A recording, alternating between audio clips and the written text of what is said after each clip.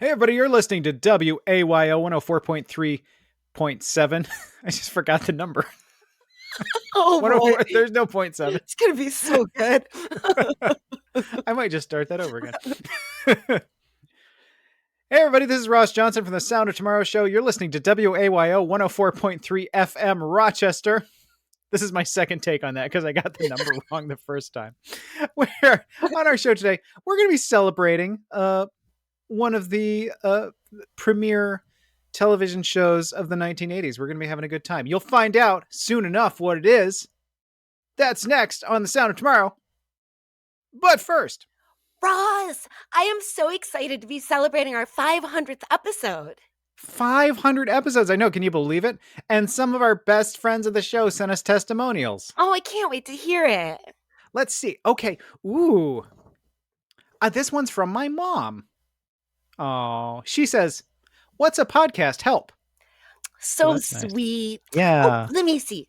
Oh, here's one from listener Dave in Webster. It just says, Ross, you're my daddy.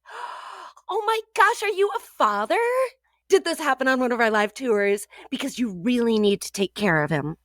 Oh, yeah. Okay. So, yeah, not that kind of daddy, sweetie, but I can probably take care of him. Good. We'll see. Just so you give him what he needs. Great. Oh, this one's from, it's from your mom. Aw, so sweet. It says, "What's a podcast? Help." Yeah. Okay. Well, I'm sure someone gave us a good review. Okay. This one doesn't like my lady voice.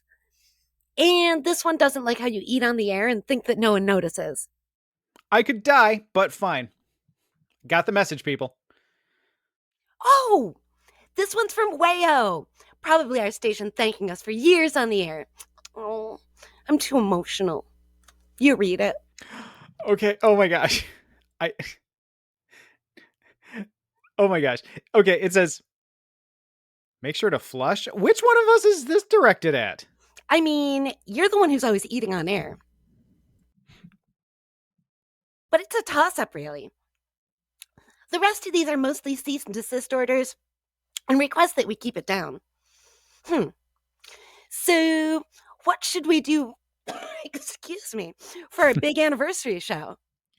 Well, I mean, we already did our big 500th episode live show like 3 months ago because we're both incredibly bad at very simple math. So I didn't really plan anything, but I have an idea. How about we skip our normal heavy social and or political topics and we just do like an episode-long tribute to the best sitcom of the 1980s. Ooh, she's the sheriff? Okay, now Heather, I think you know what show I'm referring to. It's a Living. No, Small Wonder? Nope.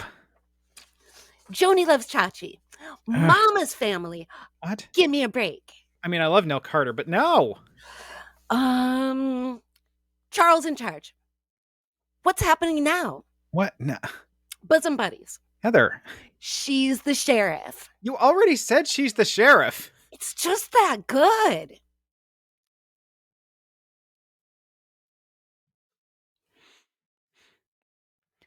Hey everyone, I'm Ross Johnson, your favorite co-host. And I'm Heather Zykowski, the babe with the power. Welcome to the Sound of Tomorrow's 500th episode, right here on WAYO LP Rochester.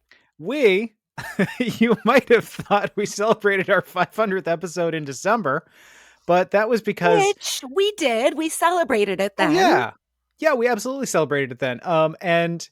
But, you know, here it is. Now it's actually here. It's finally here. Now it's actually here.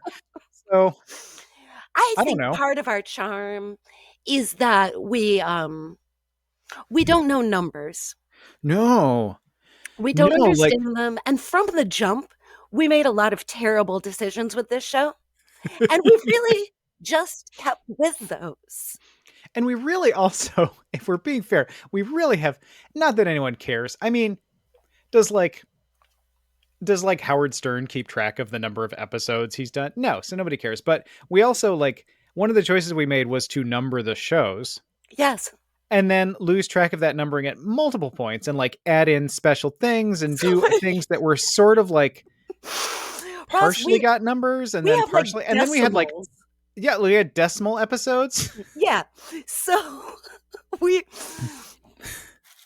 just in numbering alone, we've made some terrible decisions. Yeah, so this episode is actually so even though we're calling it our 500th episode, which we celebrated 3 months ago, Yeah. this could be anywhere between like 300 and Oh no, 1,012. it's definitely not It's like fewer than more 500. because of the decimals, And the probably. bonuses and the shorts That's how that and the works. Yeah. spin-off RuPaul recap series. Well, you know what it comes down to, Heather? What And does I it think come I down can to? say this. I can say this with my whole heart and all of my passion and all of my love for you in this show. It's too many, frankly. It's too many. It's fine. We're gonna keep going, but Yeah, it's objectively too many as well. I don't think so. Yeah. I think it's great. On today's Just show, keep Heather. hobbling. On today's show, Heather, you know what we're gonna be talking about? What are we going to be talking about? We're gonna be talking about the Golden Girls. Oh, thank you for being a friend. Dun, dun, dun, dun. We had talked about I am going to be traveling to Golden Con, which I'm if anyone want, excited. I'm excited yeah, for you on that. a lot of people that I've talked to about this or have heard this have expressed a lot of excitement and or interest and whatever. So I'm going to throw out some. So thank you for being a fan.com is the website. They have a really big array of guests, including. So I'm gonna do a weird segue here for a second. Like I'm gonna do before we get into talking about the groundbreaking aspects of the Golden Girls. Yes. I'll do a little bit of a segue, and this is maybe a modern take on the social relevance of the Golden Girls. So I don't want to spend I don't want to do an episode where we're talking about all of the really horrible anti-trans, anti-LGBTQ, anti-drag legislation that's going on. Yeah. I don't want to do that. Right. 'Cause We could, we could. We're trying and to we keep it will. fun. We will. Oh, we. Everybody knows that we will. But can't we just have fun, like So, but for one but episode? by way of bringing that up, just because I think it's something that even if we're not going to talk about a lot, it's good to mention and remind people of and be vocal about that all this stuff is going on. Um, One of the guests at Golden Con is a someone you might know, I think I know this. a certain drag queen you might love named Ginger Yes. Minge Yes. from RuPaul and all sorts of other things.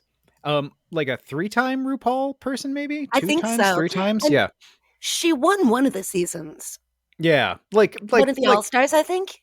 I was gonna call her an all-star, but I meant that in like all-star in the broadest sense, and also Yes. literally a RuPaul all-star, but also like just an all-star drag Oh, queen. yeah. So she will be a guest there. She'll be playing. She'll be doing one of the. She and a few other drag queens, Divine Grace, Gidget Galore, and Mr. Miss Adrian will be performing as the Golden Girls. Ginger Minge will be playing Blanche. All But right. so she tweeted today, and like I said, I'm throwing this out there because it's a nice segue, but also important. So she says, being an ally means more than just coming. Being an ally, in quotes, means more than coming to the shows and tipping a few bucks, which is always appreciated. It also means standing beside us in the fight for our survival. If you celebrate in our spaces, please help us to keep them safe. Get involved. Vote the bigots out. Shows are getting shut down. People are losing jobs. Performers are being harassed just for showing up to work. Um, she adds, we were called slurs and screamed at to leave just 2 nights ago. And now a speaker at CPAC, which is the big conservative conference that's held every year, has called for the eradication of trans folks. We can't let hate win. And the eradication is a direct quote from the person who was calling for the eradication of trans people. So again, without getting too heavy on that right now, let's all be aware of what's going on and let's all try to be vocal. And I think there's a good point to be made about, um, you know, queer people need to and are standing up, but the the I've known a lot of people in my life that I sort of have made an effort to not be as friends with because Mhm. I realized what was going on, which was like I'm fun because I'm gay or drag queens are fun, Mhm. but I'm going to I'm not going to do anything to support you in any meaningful way. So, the people, so I guess I'm not talking to those people, but the people who are showing up at, the straight allies who are, quote unquote allies, who are going to drag clubs, who are going to these events, who are enjoying RuPaul's Drag Race.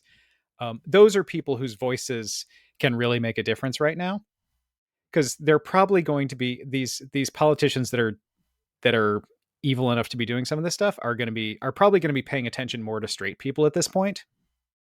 When queer people are speaking up, they're going, oh, of course they are, because they're, Mhm. whatever. But straight people, I think, can have an outsized voice right now.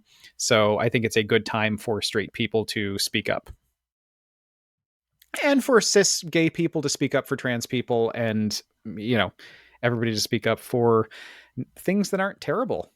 just Yeah, just support things that aren't evil and bad. I'll keep running my mouth. I know you will. Yeah. I mean, it's Okay, not very good radio if I don't. right. That's true. remember episode 391.4 Where, where where, we where we just, just didn't speak. yeah, we just ate some chips. Yeah, and there's just like breathing noises and then those Right, weird growls that I made. right. And then I fell asleep.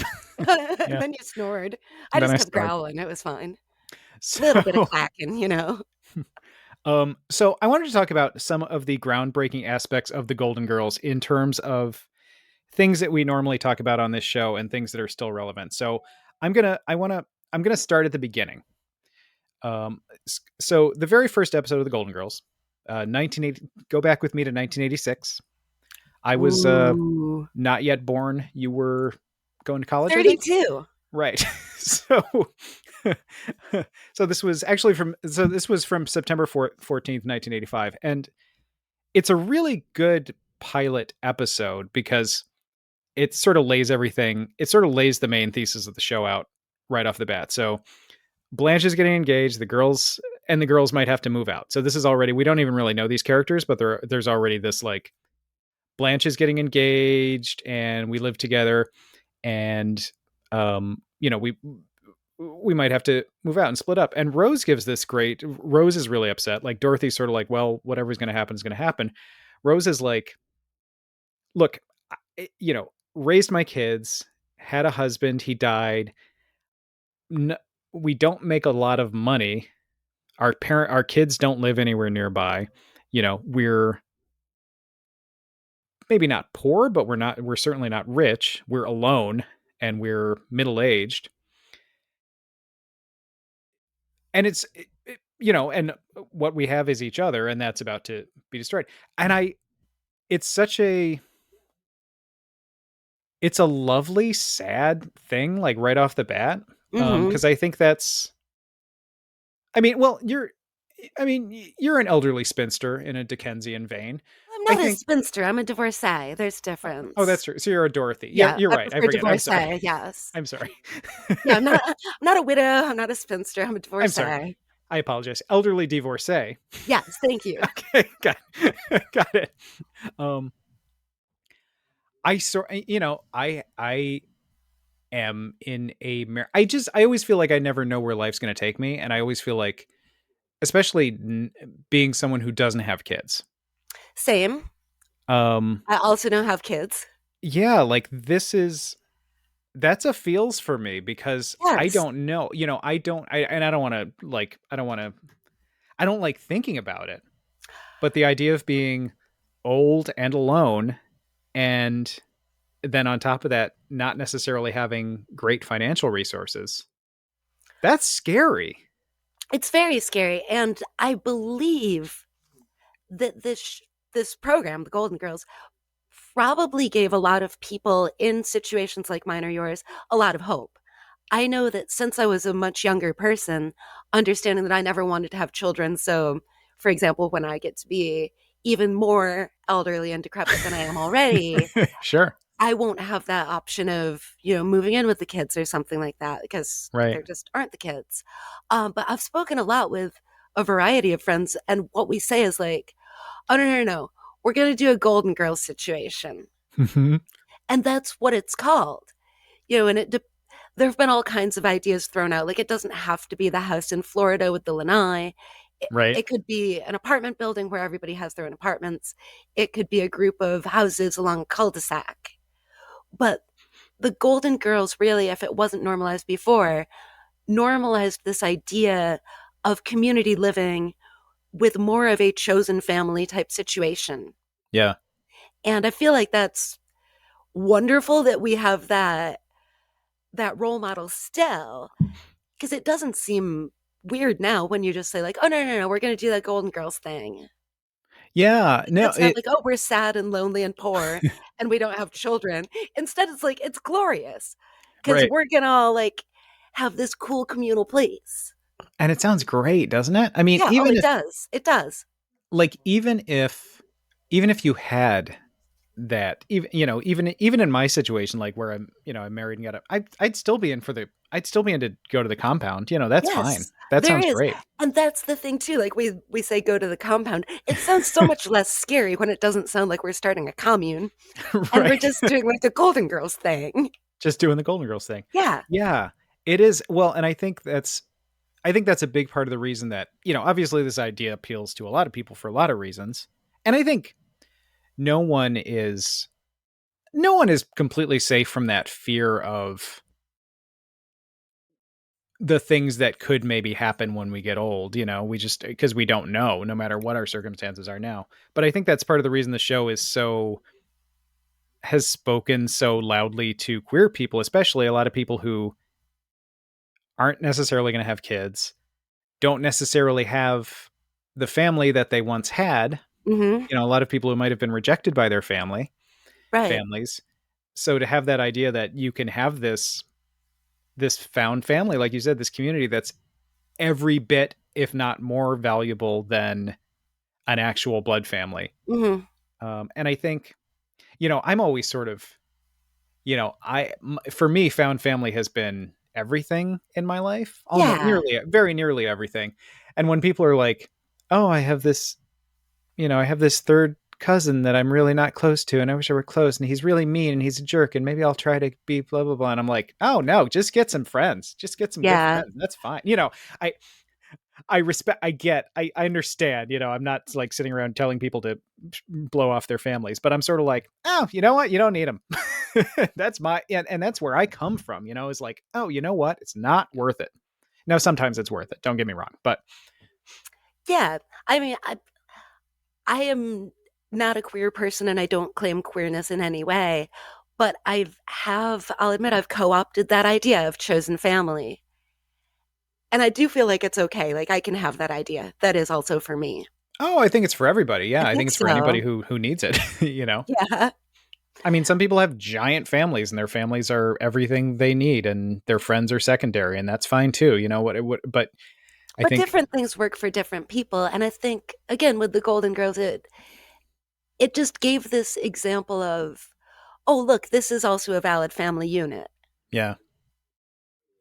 And then you can have, if we wanted, as an option, and this is, you don't have to do this part, but you can have this as an option. You can have your gay cook Coco.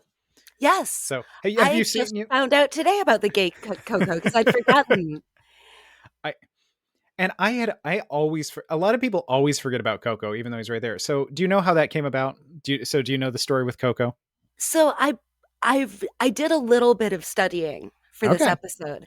Okay. So what I remember is somebody thought it would be really cool to have like a groundbreaking, regularly occurring gay character, and the actor had played a gay character who was very well received on some other famous program.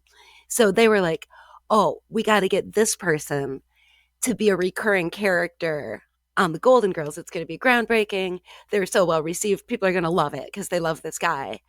But then they dropped Coco because it turned out so many of the scenes with the Golden Girls themselves were discussions and they were cooking together. They were hanging out in the kitchen doing all that stuff. And so if they had a cook in there, it was like, what's he doing?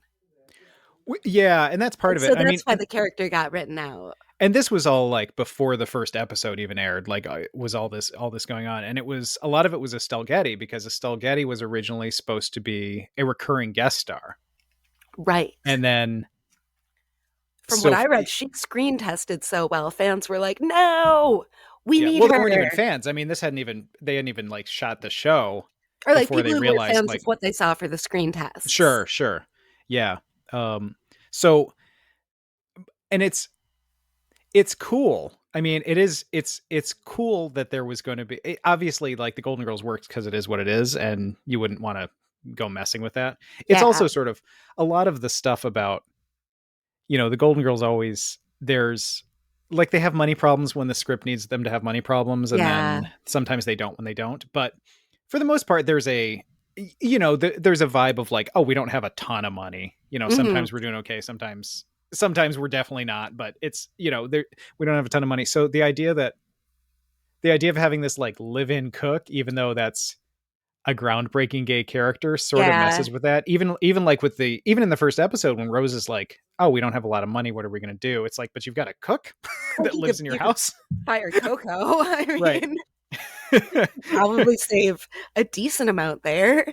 It's sort of fun. Like I've got a copy of the not the shooting script, but whatever you call the script before that, where there was more Coco and less Sophia, and you get a lot more like backstory of Coco. It's like the director's cut. Like you get like Yeah, this whole cool. it's this you get this whole parallel universe where Coco was like the fourth Golden Girl, and it would not have been the same show, but You've got to go um, to Golden Con cosplaying as Coco.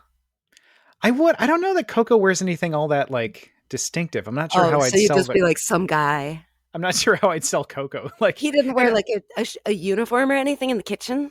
no, no, they didn't go that far. Oh, Um, well, all right. Then I guess you just look like you were wearing clothes, which they would probably prefer that people be somewhat clothed at Golden Con. I'm not saying it's a restrictive environment there, but Although I don't know, there is it's not one I brought to talk about today, but there is an episode of Golden Girl. Actually, no, I'm lying. So I'm talking about a different aspect of an episode that we're talking about today. So in one of the episodes we're talking about today, although this is not a part that we're talking about, they do go to a clothing optional resort. So whoa, there wow. is that. And I think I've actually seen cosplay because it's a Valentine's Day themed episode, and they show them they're in the lobby of the clothing optional resort or whatever, and there are these like big Valentine's Day hearts like signs, so they pick up Yes. the hearts to cover themselves. So I think I have seen cosplay like that where it's just people looking naked with the giant heart. So anyway, it can be done. I To your would point, recommend that you do that, but I know how cold you get. I get very cold, and it's going to be, and I keep planning for Golden Con. I had this discussion with Mike the other day because he had to kind of smack some sense into me because he was like, you're looking at things for like a Miami 80s Golden Girls theme. He's like, but we're going to be in Chicago in March. And it's I going to was be like, oh, cold. It that's different. is. Okay. So that's not a thing. But maybe it'll be warm enough inside the con. Yeah, that's true. You know, I just hope bring so. a coat. I hope so, yeah. So that's Uh, actually a good segue because that Valentine's Day episode is the next one I want to talk about. So this is the one that I think a lot of people remember, where this Valentine's Day episode from season 4 from 1989 was sort of an anthology episode. So they were counting like Valentine's Day stories. And they would do this occasionally, like I think just if the writers had an idea that wasn't a full episode, they'd work it into some kind of theme. So one of the little bits in there is the girls are going on a cruise with their boyfriends, and they're at the store and they realize they should probably pick up some protection. So, and they're a yes. little embarrassed about buying condoms, Yes. and Rose is not getting what they're talking about, and Dorothy screams, "Condoms, Rose! Condoms! Condoms! Condoms!" And the guy behind the She's like, counter, calm down, lady. "Just get out of prison," I think she says, which is will never not be funny. Like I that, know. Yeah. that you can see that a million times. It's never not Oh, funny. yeah. But yeah, so I did a little research on that as you were doing research. I did some research too. I'll have everyone know. um, this is interesting. So this was February 1989, right? First of all, so I'll preface this by saying in the world of the show, I think it's a little weird that 4 seasons in they're just buying condoms for the first time. But it was kind of a flashback, so maybe this was a long time ago. I don't know. Like it seems weird. Like it seems like they would have had like like Blanche especially would have bought condoms, you know. But maybe not while they were all out on a group trip. Maybe that That's was the thing. Like they had to buy them in front of each other, and it was like, oh no. that's true. So I couldn't Because, find whenever we go to the store, we both pick up like a whole bunch of condoms. true. But the first time we did that, it was a little weird. Well, and especially the way I do it because I just get them loose in the bulk section. So With the scoop yeah, with the and just scoop. put them in the cello bag. And I don't like to use the plastic, so I just roll up my shirt and put them Just there. dump them out. Yeah. So I can see why it makes people uncomfortable, frankly. I've gotten used to it though. Don't worry about it. It's fine. Okay, I'm glad. I'm Yeah, glad. we'll go Thursday like we usually do. Sounds good. Yeah. Condom run? Are Excellent. we gonna make it till Thursday? I don't know. I might have to borrow a few of your weird That's loose bulk condoms. that's fine. Sounds good. So I couldn't find I was trying to figure out like I was trying to get like a sense of when people were talking about condoms on TV. And I couldn't find I was looking for like a show or a sitcom that referenced condoms before this. So this aired in February 1989. And I couldn't find that. And I'm sure there was, but I couldn't find it. But so the first ad for condoms on TV ran on Fox in November of 1991. So that was over 2 years later. So that's the first ever ad for that was for Trojans, which is you'll find some of those in the piles. Okay, good. Yep. At least you got some name brand. Yeah. Some of So those that was that you go for, I'm like, oh my god, what are these? so that was the first time on network TV that they ever wore an ad. So then the next thing I saw was, and these are just again, I don't have the full timeline here, but these are just little dots on the map that I thought were interesting. So there was an interview with Marta Kaufman that she did a couple years ago. So this was the executive producer of Friends. And she talked about how they did an episode in 1996 involving condoms where they weren't allowed, the network wouldn't allow them to say the word condoms. Wow. Like they sort of, like they were allowed to obliquely refer to the idea of condoms, but they couldn't say the word. And it wasn't until 2001 that that the network backed off of that and they were able to use the word condom. So again, I don't have the full timeline of like condom references on TV, but I'm thinking for February 1989 to have someone screaming condoms, condoms, Yes. condoms. That's kind of a big deal, right? That's got to I be think kind so, of a big yeah. deal. And I guess it's an example of, we were both too young to, again, have that. I don't know when condoms became polite conversation. And also, I think TV was a lot more forward looking in the 70s than it was in the 80s. So Yeah. there was probably more of that in the 70s, more of that kind of thing. But I don't know when condoms became like polite conversation. Boy, yeah, because I'm not gonna do the math on how old I was when I would have been watching the Golden Girls with my mom You're on right. Saturday nights. I watched But it with I with was my nanny. yeah, I was obviously young enough that I was not going out or anything, and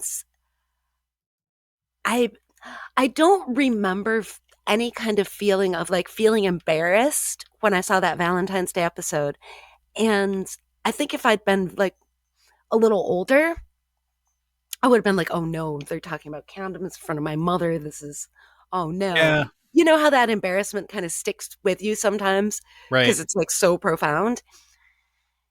So I guess it must have been fine, and maybe it went over my head, I really don't remember, but I'm positive I've seen, at some point, most, if not all of the Golden Girls. Yeah. It's just been a long time. Sure. So that was interesting to me, and again, I feel like that's important and groundbreaking, and them having a well written scene. In terms of we're getting out information, we're talking about condoms and the importance of condoms and why we need condoms and why it's okay that we need condoms and why it's fine that we want condoms, and also acknowledging that you still might be embarrassed to buy Yeah, condoms, especially if it's the 80s and you're a woman.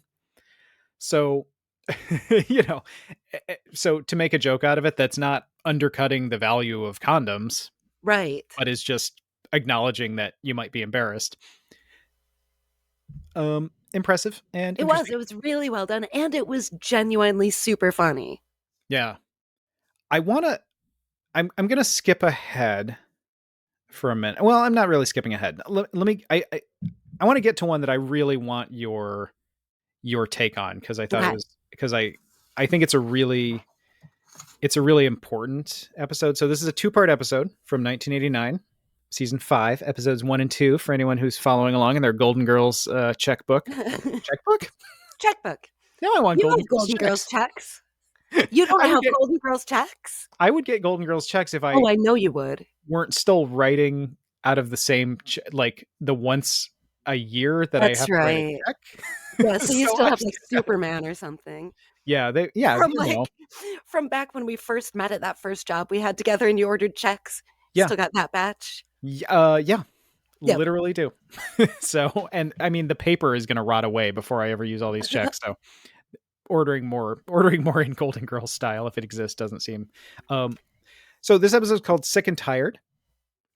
So the synopsis is Dorothy finds herself incapacitated by exhaustion and mental fog and goes from male doctor to male doctor who dismiss her or suggest that she needs to change up her life, that she's just getting old. That's not the synopsis. That's my notes. That's my synopsis. But eventually, a neurologist takes her seriously and diagnoses her with chronic fatigue syndrome, which is now in modern terms, this is called, and I'm going to see if I can pronounce this, encephalomyelitis, encephalomyelitis, something Well like that. done. Um, they call it ME/CFS. So, and it was a thing that at the time, like it was just being discussed, but it was also, I think, in part because of the name. Yes. Um, it was very much also mocked. It was Um, mocked a lot, and people would be like, "Oh, I didn't sleep well last night. I have chronic fatigue syndrome." yeah. And this whole two-part episode was based on the creator of the show, Susan Harris, and she wrote the episode. She basically went through this, what Dorothy goes through. And she was diagnosed with chronic fatigue syndrome, and then I guess later on it was sort of revised to a different kind of. She had some sort of adrenal disorder or something like that. But she basically went through the same thing, which is she was having these symptoms and was being dismissed. Um, I almost want to just like throw this over to you because I know this is one that you have a lot to say about. Yeah, because you sent me the clip of the end, I guess, of this episode where Dorothy is out at a restaurant and she sees one of the male doctors to whom she'd been for a diagnosis. And Yeah. he's sitting there having dinner with presumably his wife. We don't know for sure, but a lady. Mm. And Dorothy starts taking him to task, saying how he dismissed her, he disrespected her, he belittled her, and she didn't think she would have gotten the same response from a woman doctor. It was all these men doctors who were dismissing everything that she had to say and saying things like, "Oh, you're just old." And then she had a really poignant statement about how, in a way, she wished that he got treated like she did if he gets sick and has to go to a doctor. But she didn't really wish that. She wished that he got the kind of care that she deserved. Yeah, I was And going to she read part of says, the quote, but you actually did "Oh, that as well as you gave us sterling performance. I'm moved oh, actually. thank you." Yeah, okay, so I wasn't sure when I was going to bring up this point, but it fits right now very well, and it fits for a lot of things. I Because again, hadn't seen The Golden Girls since I was a girl. Mhm. Not a golden girl, that I'm leaning that way now, but an actual, like, child girl. Yeah. And I didn't remember anything other than, geez, that was a good program. Right. So watching so many of the clips that you sent me to prepare for this show, and thank you for doing all of that culling for me, Oh, it was fun. My I pleasure. was amazed at how progressive for the time so many of the topics were. Like, so many. And I was also deeply saddened and dismayed. Hi, welcome to the Sound of Tomorrow on WAYO-LP Rochester. I was wounded by the knowledge that here, 35, how many years on, it's still progressive. Yeah. This stuff is still going on. Yeah, it's great and it's depressing. Yeah, like, it was so well done. It was so well acted, so well executed. Every point was absolutely beautiful. It is still happening. Yeah. And I will say it's not just male doctors. And I'll say it's even worse if you are a woman of color. Oh, And of it's even course. worse if you are a fat woman, a woman of size, however you identify. Um, it's absolutely routine that women won't be taken seriously when they go to the doctor. Yeah, And and the parts you didn't see, I mean, I think you can imagine. yes, You know, you can. I think there's a you can guess what Dorothy, you can guess what yes, Dorothy goes through, sure. and Well, and you think of so many of the real life examples, even in my own life, the friend who was passing gallstones and was told that she was in for drug seeking behavior and turned away. Luckily, another hospital did admit her so that she didn't have too much of a more severe consequence. The friend who passed from ovarian cancer, because she was told, oh, you're getting older, you have some aches and pains now, you know. hmm, Um, I don't hear about these things happening to men.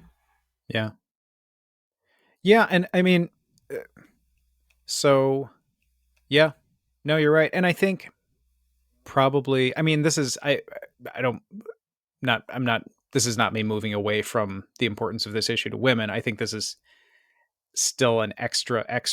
I think something that a modern equivalent of this that is still going to affect women in an outsized way that maybe affects everybody is the stuff we're seeing with long COVID. I think there are all these mysterious symptoms with sort of the long COVID cases where I think a lot of people are being dismissed. I'm sure there's no doubt in my mind that that is still, even though that probably impacts men as well. I'm sure, it's multiplied when you're already in a class of people that is dismissed for your medical Right. needs, and then suddenly you've got mysterious symptoms that not everybody seems to believe are real. Right. And well, with women, it's all in our heads. We're just hysterical Hmm. I mean, because our wombs wander. has your womb been wandering? Always, I'm a woman. It's what the Okay. womb does. It gets womb wandering. Okay. It's what causes my hysteria. That is such a I mean, to say that's silly. I don't know what words are for that, but it's like, really? That's what you thought? Yes. Really? Yep. And I know that people thought that. And I mean, people believe ridiculous things now. Probably more ridiculous things now than they did 10 years ago. But I'm Yeah. always trying to picture like some things, some weird things, some dumb things that people believe kind of make sense. Like you can see how you got to that. I don't know how people got to the womb going wandering around your body. I I mean, there don't. are a lot of weird theories. I swear I've read one like women shouldn't stand on their heads because their wombs will go like falling, the opposite way. Like they're gonna like it's just gonna pop out of your Like they're mouth. gonna, yeah. There is that weird, yeah, I've seen stuff where people do think that the uterus is somehow connected to the mouth and the digestive tract. I mean, It's really okay, interesting. It's really, I'm not gonna go into how that could work, but it's yeah. But so back to the Golden Girls. This is still sure. a serious issue, and it it was handled beautifully. And I do wonder, did any medical professionals see this and go like, oh, he, Well, you know? I looked into that a little bit, and I don't know. I don't know, and a lot of it's anecdotal. It was a hugely watched episode, which is a technical term for TV episodes that people Hugely watch a lot of. watched. They do Hugely awards watched. for the most hugely They watched. do. They do. Yeah. So it was a very high rated episode. So a lot of people saw it, and I was seeing a lot of things of people describing people with these particular symptoms going to the doctor and getting their symptoms checked out and not ignoring their symptoms, et cetera, et cetera. So I don't know. I don't know I don't know for a fact that it had an impact on doctors. I bet maybe it did. And Well, I certainly, wonder. And as cer- much as this sounds silly, but nowadays we all go to the doctor and we say, like, well, I don't know. I know I shouldn't be there, but on WebMD, I read this and that. I wonder how many people went and said, like, okay, so I was watching the Golden Girls. I'm actually having this, and this was Dorothy's diagnosis. yeah, I'm sure. I'm sure. And again, I'd love to hear from like actual people that happened to, Drop but us I a line at haven't. jimmyspaceboy@gmail.com. Absolutely. I have no doubt that happened. And Susan Harris at least credits it with at least on the topic of this particular disease and related diseases. It changed the it changed the discussion a little bit and made people more aware and maybe made people stop making fun of it quite so much. Hmm. So at least if nothing else, it did that. But like you said, you watch these things now, especially for things that I saw when I was a kid, or I've seen. I don't know. Seeing things. It's like a book you read at different ages, and you Uh-huh. get different things. You see this stuff now, and you're like, wow, this was really groundbreaking then, and also, like you said, still sadly relevant. Yeah. And I guess I'm I'm glad that people are still watching. I am too. I just it's not the world I live in, and I know this. There's a fanciful little part of me that wonders what it would be like to watch something, and I guess it happens with really egregious stuff where I watch something, I go like, "Oh wow, the world isn't like that anymore." Yeah. But there's still so much where it's like, oh, Well, you know what? Maybe the next one is a little bit. Maybe the next one we'll talk about is a little bit more in that category. Not 100%, but a little bit more in that category. 72 Hours is an episode from season 5. And so as the girls prepare for a charity fundraiser with Rose way too busy to help the others, she receives a letter from a hospital where she had just had her gallbladder removed 3 years before. Dorothy reads it for her, and it says that she might have been given HIV positive blood through a blood transfusion. Um, and this was, I mean, this is such an interesting one to watch because with HIV/AIDS, like we're not. I think we sort of came of age in the border time.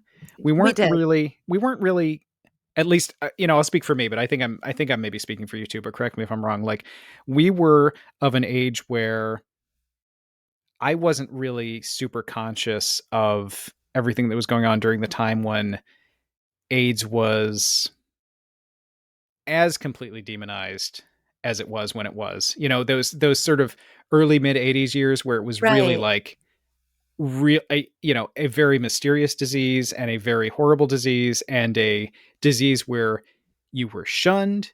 Right. You were shunned by the government, you were shunned by, your family, you were shunned by by anybody, because not only did you have a mysterious disease that people weren't believing and didn't know if they were going to get, you also were a sinner and you were evil and you would only get it by being gay and weird and gross. Hmm. Yeah, I think that I also missed like the extremeness of that. Mm-hmm. And also I think that I was not of an age to be aware of the necessarily epidemic nature of it, Mm-hmm. where people were just dying and dying and dying and dying. Yeah. By the time I was in, I definitely remember saying this in my early 20s when a friend of mine was very upset that a friend of theirs had been diagnosed with HIV. And I remember saying, it's not a death sentence anymore. And so Yeah. that's kind of when there were treatments and Mm-hmm. there was the ability to say with assurance, it's not a death sentence anymore. Yeah. And that's, same here. I sort of came of age at a time when all that had been going on, but there was more of a sense of hope about it. Right. and a little less stigma, a little less, well, I guess a lot less stigma, still too much stigma, but a lot less stigma. And I think things like this episode where, and it's about, on one level, Designing Women did an episode where about HIV/AIDS where the person was actually gay, which is a little even more progressive, I think, than what the Golden Girls are doing here, in the sense Hmm. that it was saying like, oh yes, this person has HIV/AIDS. They are gay, and there is absolutely nothing wrong with that. I mean, it's obviously it's wrong. Having the disease is not good. Yeah, You the know what I the mean? disease You're with exists me. in the world and people get very sick. There is something wrong with that. It's not But there's good. nothing wrong with the person. I Right. mean, they have its illness. You know what I mean? You know. There's nothing morally wrong with the person. The person isn't bad and they didn't give themselves this disease. Thank you. This is why you're here, to help me with these things. Yeah. Um, but this one is, this one had a message too, and it was interesting. So in this episode, and this wasn't in any of the clips that I sent you because I had forgotten about this, but I was looking through. Jim Colucci has a book. Who will be at Golden Con? Wow. Has a I book read called about Gold. that person in my Slate research for this show. Oh, okay. Look at you. He has a book called Golden I Girls Forever. Googled. I know how to use Google. I love you. I love that for you. I love you. So there's sort of a running bit where and it resolves into like, okay, Sophia's being ridiculous, and Sophia realizes she's being ridiculous, but she's sort of like, she's scared to drink after Rose. She's scared to, and she, at one point, she like puts like she thinks a secret label on Rose's cup with an R, and it's sort of like, it's a little funny and it's a little mean, but it sort of segues into the moral of like, Sophia, you're being ridiculous, and she knows, and it's sort of talking about the irrational fear, and she knows it's irrational, but blah Mhm. blah blah. So what I learned, what I sort of didn't know, I knew that Estelle Getty had been an HIV/AIDS activist. She had a nephew who she wound up, like, not too long after this episode aired, she wound up taking in with her to nurse him, I guess, in his final days, a nephew that was HIV positive. And she was not thrilled about these jokes. She was not Yeah. thrilled about doing this part, and she did. And the editor on the show, Peter Bate, had a partner who was HIV positive at the time and was dealing with this at the exact time that the show came on, and said that watching the show actually helped him to internalize the idea that, he had this internalized, I don't know if homophobia is the right word, but this internalized, like, oh, people who have this are bad people, and I'm a bad person, and my partner's a bad person. Not a conscious sense, but that internalized society Yeah. is giving you this. And he said Yep. this episode really helped him to understand that it gave him a very clear way of thinking about it, to be like, you know what, I'm not a bad person. There's a bit in the episode where, Rose is like, why is this happening to me? I'm a good person. I do all the right things, blah, blah, blah. And Blanche is mad. She's Yeah. like, this is not for bad people. This is not a thing that happens to bad people. It Yep. just happens to people. Yeah. And that was really good. I found a quote here from Estelle Getty. I had a little like fun facts about the Golden Girls, and this was that she was sensitive about what she would and wouldn't joke about on screen. And she says that she doesn't like to do death jokes. And she also says, I have a thing about gratuitous pain. Why would you make fun of somebody who's fat or who's cross-eyed or who's bald? And I won't do gay bashing jokes. Yeah.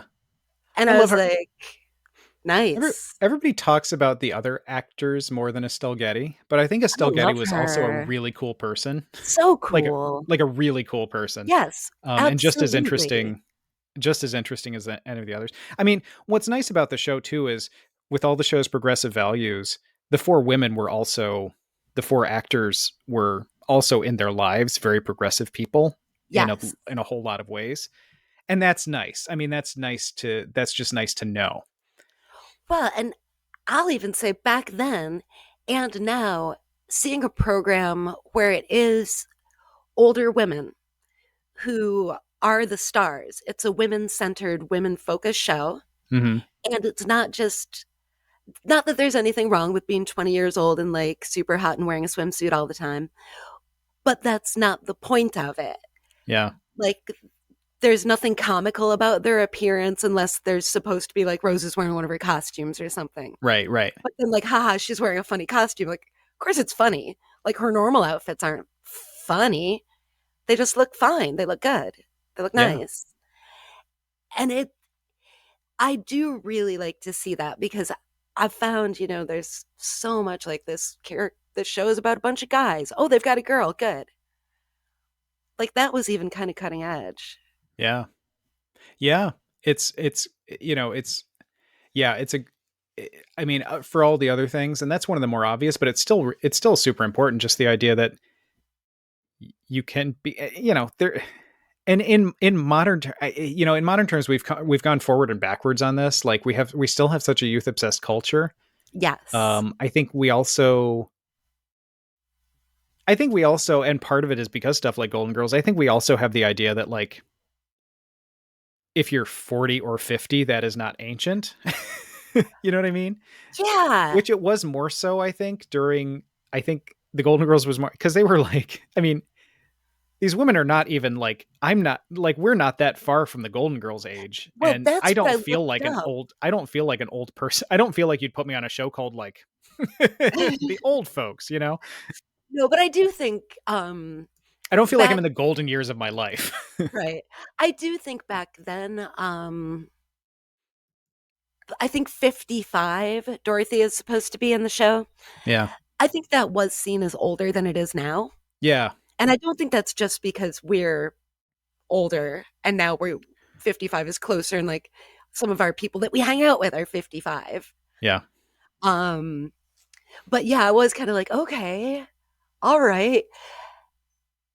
Because, yeah, I mean, I know people like I think Estelle Getty's character was supposed to be 79. Yeah. Something I like know that. people are 79 and like, they're not quite that far up there. Yeah. So it's steps forward and steps backwards with that. It's definitely the the bars, the ways we gauge it have changed, and I don't know if it's. I think it's a little better. Yeah, We're still youth obsessed. I mean, we part of it are. is like, I mean, part of what's changed is the idea that, like, you can still be youthful in your 50s. It's not like, oh, it's just fine to be in your 50s. I think the idea is still like, oh, you can still be youthful in your 50s. So there's Mhm. still our compass is still geared toward youth, but yeah, whatever. It's better, I guess. I don't know. Yeah, and you're absolutely right. I do think that the perception these days of HIV/AIDS is much, much better. That is something Yeah, where I think there's been a dramatic shift. yeah, I absolutely. I hate to say it, I would imagine there's still people out there who are like, AIDS is a punishment from God. But I feel like that's a thing that now you can't say in public without a bunch of people yelling at you. Right. Although, who knows anymore? Who Well, knows what you can that's say anymore? true. Um, I want to just so real quick before we go, there was one last one I wanted to bring up, and this was one that was going around on social media a few years ago with the all the stuff with we were talking about Confederate monuments, Confederate flags. So jumping into the Golden Palace, the much unfairly maligned in my No, it mind. was good. I didn't even know it existed. It was very good. Yeah, this spinoff of the Golden Girls, which is the premise is a little silly. Like, Dorothy moves out, they buy a hotel. It's a little bit of a weird premise, but So this buy a particular hotel. yeah, this particular episode is called oh, I lost my notes with that. It's called "The Camptown Races Aren't as Much Fun as They Used to Be" or something like I that. believe that's it. And so it's all about Blanche is hosting the Daughters of the Traditional South at the That's hotel it. Yeah. with, like, the whole shebang and the Confederate flag and blah blah blah. And Don Cheadle, who plays the manager of the hotel, is Don Cheadle, who's a black actor, of course, is not thrilled about this. But the resolution of it is, and the clip I sent you, Heather, and there's a long YouTube clip where it sort of takes you through, like, just those parts of the episode. Yeah, and I watched Um, actually the whole episode on this one. oh, okay, yeah, and the resolution and the discussion they have at the end is so good. It really is. um, And almost all of it holds up absolutely beautifully today, which again is dismaying to me yeah, that so little has changed, that it's still like, yep, still got to make this point all the time. like you say, depressing and um, good for. I mean, good for the Golden Girls, Golden Palace to be able to have that foresight and that insight. Depressing that no one was listening, I And guess. continued to not listen. For anybody who hasn't seen this episode or isn't familiar, the resolution is basically the Don Cheadle character explains, like, you need to listen to me when I say these things are offensive and hurtful to me. You need to listen because of the colleges that won't let me in, the places I can't go, the things I can't do. Pretty much, if you care about me, you're gonna just listen to me. Yeah. And Blanche goes through the realization of, like, but what about all my fond memories? What about the people I love? What about me? And she takes a look at herself and she is sorry. And makes a couple of, I mean, there's a bit where she talks about her husband who throughout the whole show has been, we've heard nothing but wonderful things about, and how her husband was, threw a fit because she was in the hospital room with a black woman when she was giving birth. Which is like, that's a startling admission to make to oneself. It is. To acknowledge and to do it in like a sitcom character that for 7 years we've been like, oh, Charlie, so my husband, or not Mhm. Charlie, George. That was like, that was a bold thing to write, and it was a bold thing for Blanche to say, like, to have that, to be looking at herself that deeply and be like, oh, you know what, actually. Yeah, I mean, but that is, and I thought that Rue McClanahan did a very good job with the acting and, like, how painful that can be Mm-hmm. when you start seeing those things in yourself and in the people you love, and, like, how you want to deny it because it doesn't feel good. And I guess I'll say it doesn't feel good at first because once you can accept what you see, it does, or at least has for me, like, it feels better. Like, oh, I see it, I name it now, I can do something about it. Yeah, you're right, and But we've you talked see about her that go through that.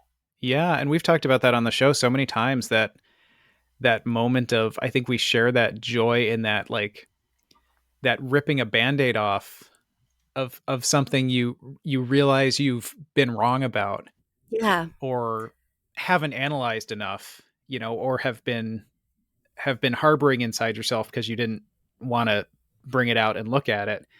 And ripping off that band-aid is incredibly painful. it is. But oh man, do you feel better? Do you feel so much better once you do it? And you're like, oh, I was wrong. And you know what? It's not great, but it's not good, but it's okay.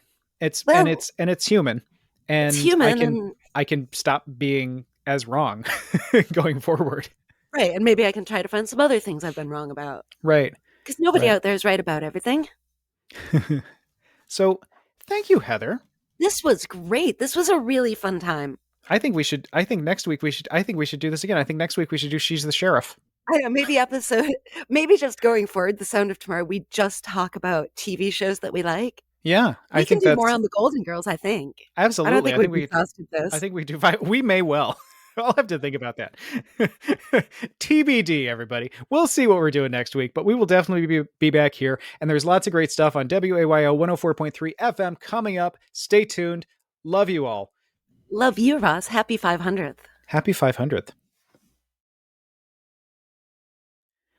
So, Heather, after all that, I guess you now know which show was the best sitcom of the 1980s. Still, she's the sheriff. Gosh darn it. You know I'm right. um, Thank you for being a fan.com is that website. If anybody wants to go with me to GoldenCon, I want to go. you can go. You have to get a costume though. I'll be the Valentine. All right. Sounds good.